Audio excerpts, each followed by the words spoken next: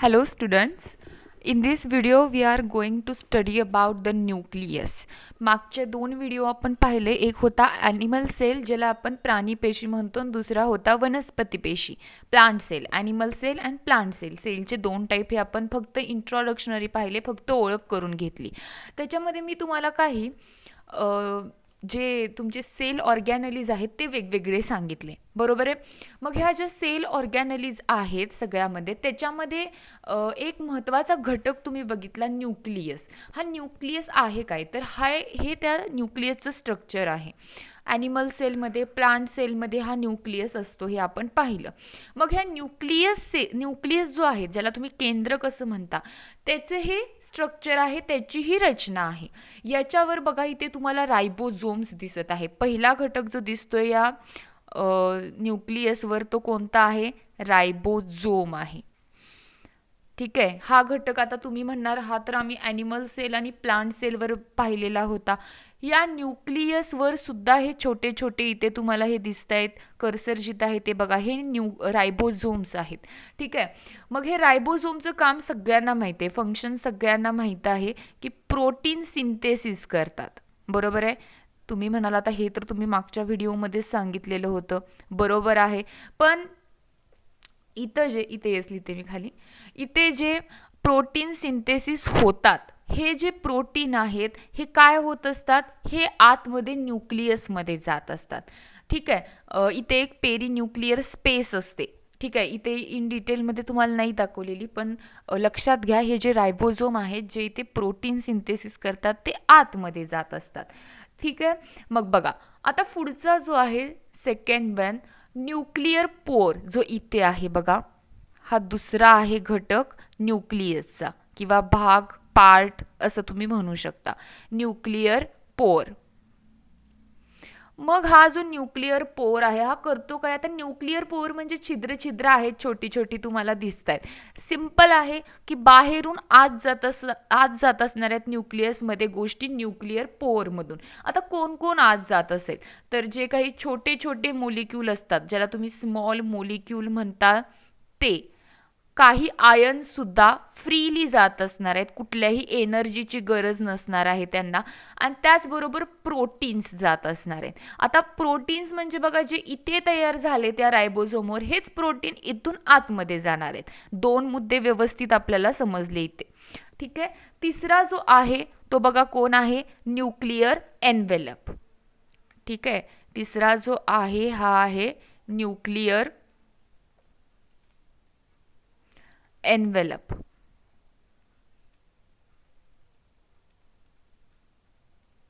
एक सेकंड.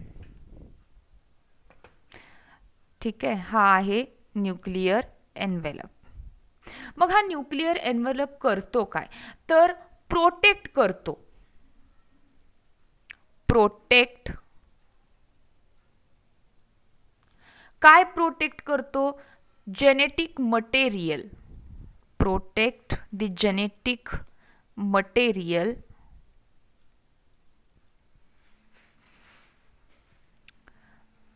कोणापासून करतो? From chemical reaction. इथं सी हवंय, केमिकल रिॲक्शन. ठीक आहे. बघा मी काय सांगितलं. आता तुम्ही म्हणाल हे जेनेटिक मटेरियल कुठं आहे, आपण बघणार आहे आता लगेच पुढे. इथे लक्षात ठेवायचे, हा प्रोटेक्ट करतोय. जसं सेलसाठी सेल मेम्ब्रेन आहे, प्लांटमध्ये एक्स्ट्रा प्रोटेक्शन सेल वॉल आहे, तसंच न्यूक्लियसला सुद्धा एक प्रोटेक्शन दिलंय बघा, की न्यूक्लियर एनव्हलप ज्याला म्हटलं जातं, जे बाहेर. आता हा न्यूक्लियस कुठे असणार आहे? सायटोप्लाझम कडेला असणार आहे त्याच्या, म्हणजे आसपास सगळीकडे दुसऱ्या ऑर्गॅनली, सायटोप्लाझम, ॲनिमल सेल किंवा प्लांट सेल आठवा, हा न्यूक्लियस सेंटरला आहे किंवा थोडा बाजूला असेल. त्याच्या अवतीभोवती दुसऱ्या ऑर्गॅनली आहेत, जसं मायटोकॉन्ड्रिया आहे, लायझोझोम आहे, गोल्जी बॉडीज आहेत, आणि त्याचबरोबर सायटोप्लाझम आहे. या केमिकल रिॲक्शन ज्या मी इथे म्हणते या सायटोप्लाझममध्ये घडत असतात. Cytoplasm is the centre of the all chemical reaction. सगळ्या केमिकल रिॲक्शन, रासायनिक प्रक्रिया या सायटोप्लाझममध्ये घडतात. आणि या प्रक्रिया आजूबाजूला चालू असताना ह्या न्यूक्लियसला काहीही त्याचा धोका निर्माण होऊ नये म्हणून हे न्यूक्लियर एनव्हलप, हे बाहेरचं स्काय ब्ल्यू कलरमध्ये दिसतंय तुम्हाला, निळ्या रंगामध्ये, ते आहे. ठीक आहे. आता चौथं आपण बघूया, न्यूक्लिअर एन्व्हलप. क्लिअर झाला असेल सगळ्यांना विषय. त्यानंतर बघा आता काय आहे, आपण पहिल्यांदा क्रोमॅटिन घेऊया.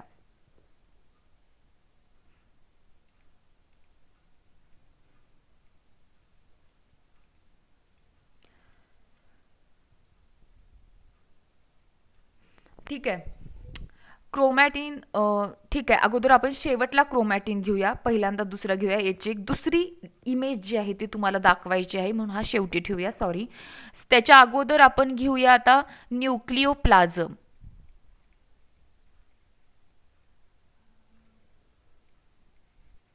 न्यूक्लिओप्लाझम. आता हा न्यूक्लिओप्लाझम जो आहे तो काय आहे बघा, suspending structure. Suspending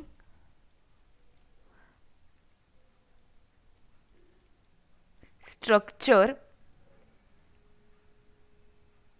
within nucleus.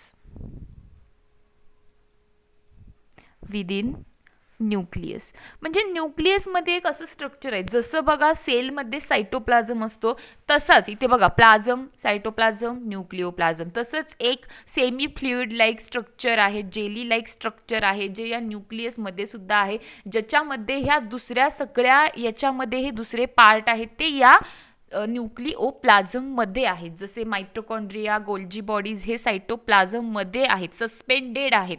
ठीक आहे, म्हणजे आतमध्ये त्याच्या आहेत, एक जेली लाईक स्ट्रक्चर आहे, त्याच्या आत तरंगत आहेत असं तुम्ही म्हणू शकता, त्या टाईपमध्ये आहे. तसेच या न्यूक्लिओप्लाझम मध्ये क्रोमॅटिन आहे, न्यूक्लिअर लॅमिना बाहेरच्या बाजूला आहे, न्यूक्लिअर हे बाहेर आहेत, हा न्यूक्लियस आतमध्ये आहे, क्रोमॅटिन आतमध्ये आहेत, हे सस्पेंडिंग आहे त्याच्यामध्ये न्यूक्लियसमध्ये. ठीक आहे. आता पुढचा जो आहे तो बघा कुठला आहे, न्यूक्लिअर लॅमिना.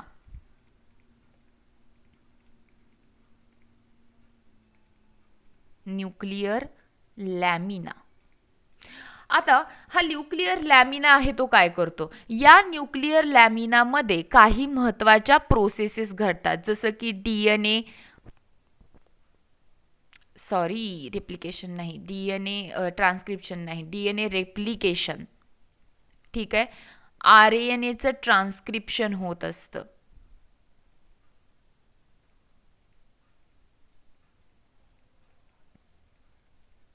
ह्या अशा महत्त्वाच्या ज्या सगळ्या प्रोसेसेस असतात त्या याच्यामध्ये न्यूक्लिअर लॅमिना, हा जो दिसतोय तुम्हाला इथे कडेला, हा आहे न्यूक्लिअर लॅमिना, याच्यामध्ये हे होत असतं. आता अजून एक राहिलेला आहे बघा, आपला कुठला राहिलेला आहे, न्यूक्लिओलस, सेवेंथ.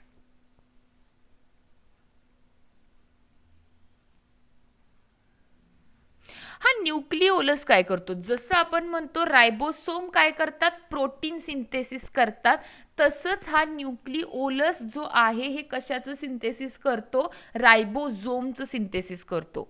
थोडक्यात तुम्ही इथे लिहू शकता रायबोझोम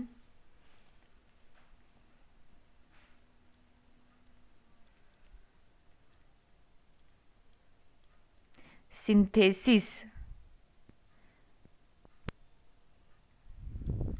ठीक आहे, बघा रायबोझोम सिंथेसिस म्हणजे रायबोझोमचे दोन सब युनिट असतात. ठीक आहे, हे रायबोझोमचे आता आपण याच्यावर बोलू अगोदर, रायबोझोमचे सब युनिट, आणि देन हा क्रोमॅटिन भाग कंप्लीट करू.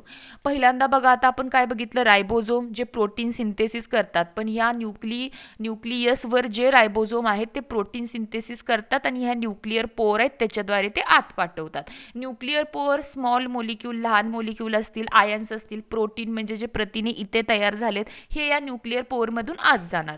न्यूक्लिअर एन्व्हलप काय आहे, जसं की सेलला सेल मेम्ब्रेन असतं, प्लांट सेलला सेल वॉल असतं, त्याच प्रकारे न्यूक्लिअर एन्व्हलप हे न्यूक्लियसचं एक आउटर प्रोटेक्शन आहे, जे प्रोटेक्ट करतं जेनेटिक मटेरियलला फ्रॉम केमिकल रिॲक्शन.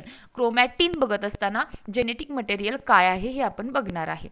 त्यानंतर बघा न्यूक्लिओप्लाझम. न्यूक्लिओप्लाझम म्हणजे जसं सायटोप्लाझम असतो तसं त्याच्यामध्ये हे क्रोमॅटिन, न्यूक्लिओलस हे सगळे असतात. न्यूक्लिअर लॅमिनामध्ये काही महत्त्वाच्या प्रोसेसेस घडतात, जसं की DNA replication, RNA transcription, protein तयार करण्यासाठी ज्या प्रोसेसेस असतात ते याच्यामध्ये सुद्धा घडत असतात.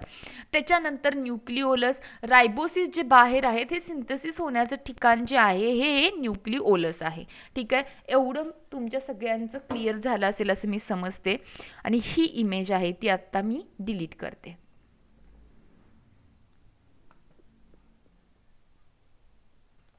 ठीक आहे, आता क्लिअर झालेलं आहे बघा. सगळ्यात पहिल्यांदा रायबोझोम. मी तुम्हाला म्हटलं की न्यूक्लिओलसमध्ये रायबोझोमचं काय होत आहे, सिंथेसिस होत आहे. कुठे होत आहे, न्यूक्लिओलसमध्ये या रायबोझोमचं सिंथेसिस होत आहे. रायबोझोम सिंथेसिस म्हणजेच काय होतं, याचे जे दोन सब युनिट असतात त्याचं सिंथेसिस तिथे काय होत असतं, केलं जात असतं. युकॅरियोटिक सेलमध्ये 18 चा रायबोसोम असतो आणि प्रोकॅरियोटिकमध्ये 70 चा. याचे दोन सब युनिट असतात, 16 आणि 14. ठीक आहे, आणि ह्याचं जे आहे 70 जो आहे, याचे जे असतात 15 आणि 13 असे दोन यांचे सब युनिट असतात. ह्या दोन सब युनिटचं जे सिंथेसिस आहे हे करण्याचं काम ह्या न्यूक्लियसमध्ये होतं. हे दोन सब युनिट हा जो आहे हा 16 चा आहे आणि हा जो आहे 14 चा आहे. दोघे मिळून 18 झाले. हे दोन वेगवेगळे सब युनिट तयार होण्याचं काम ह्या न्यूक्लिओलसमध्ये होत असतं. ते पुन्हा युनाइट एकत्र येऊन त्याच्यापासून हा मेन रायबोझोम बनत असतं. ठीक आहे, इथे रायबोझोम क्लिअर झालेला आहे सगळ्यांना. याच्यामध्ये काहीही शंका तुम्हाला वाटत असेल कमेंट बॉक्समध्ये टाका, ती तुमची निरसन केली जाईल. आता दुसरं जे मी म्हटलं तुम्हाला की क्रोमॅटिन तुम्हाला दाखवायचं आहे, की क्रोमॅटिन नक्की आहे काय हे मला तुम्हाला दाखवायचं. एकच सेकंड.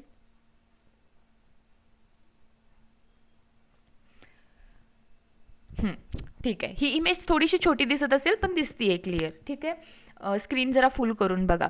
हा जो आहे हे तुम्हाला दिसत आहे की काय होते नक्की, हा क्रोमोसोम आहे. आता थोडेसे मोठे विद्यार्थी आपले जे आहेत त्यांना क्रोमोसोम 9वी 10वी पर्यंत समजत असेल क्रोमोसोम काय आहे ते. पण आता हे बघा, डीएनए मी मगाशी जे म्हटलं तुम्हाला, जेनेटिक मटेरियल जे आपण म्हणतोय, ठीक आहे. हा क्रोमोसोम जसं की मी म्हटलं 9वी 10वी 11वी 12वी तुम्हाला समजत असेल की क्रोमोसोम नक्की आहे काय, डीएनए नक्की काय आहे. पण त्याच्यापेक्षा जे लहान बघत असतील त्यांना डीएनए हे एक जेनेटिक मटेरियल आहे. डीएनए आर एन ए हे जेनेटिक मटेरियल आहेत आपल्या बॉडीमधले, जे न्यूक्लियसमध्ये आढळतात. मग हे डीएनए जे आहेत हे पॅक केले जातात.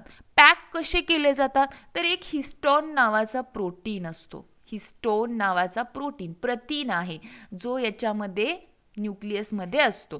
त्याच्या भोवती हा बॉल लाईक दिसतोय बघा, जसा तुमचा चेंडू असतो तसा. हे असे रेषा टाईप, हे असा डीएनए असतो.